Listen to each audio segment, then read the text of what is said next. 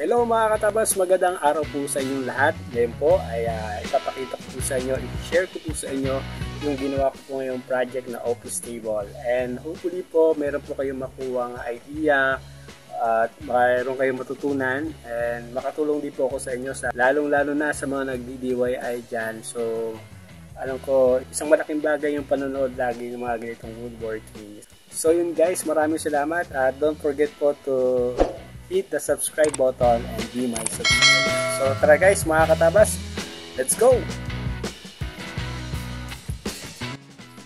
So yun guys, ito yung gagawin nating office table. So bali ito yung plano. So customize itong gagawin nating office cabinet. So yung sukat po na napag-usapan namin dun sa client, ito yung taas po niya is 76 cm, haba naman po niya is 80 cm, at yung lapad po ng office table ay nasa 50 cm po yan.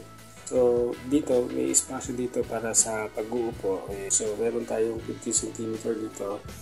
Dito naman dito sa bandang part dito sa right side ay pasok na drawer. Nagkaroon tayo ng 30 cm.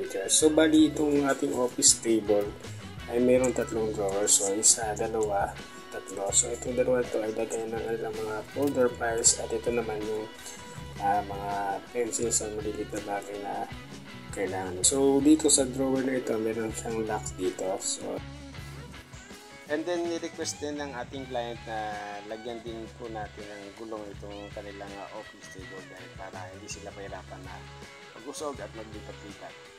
So yun mga katabas yung ating project na office table ang gagawin niya. So tara, let's go!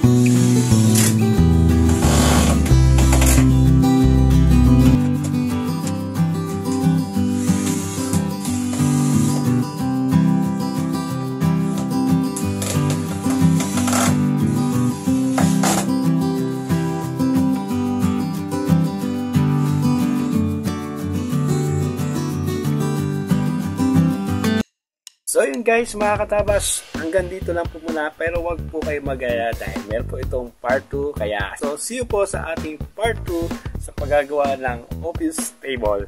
So maraming salamat. Don't forget to subscribe, like and share para po makareceive po tayo, notify po kayo ng mga next video natin about sa woodworking. Maraming salamat katabas. Let's go!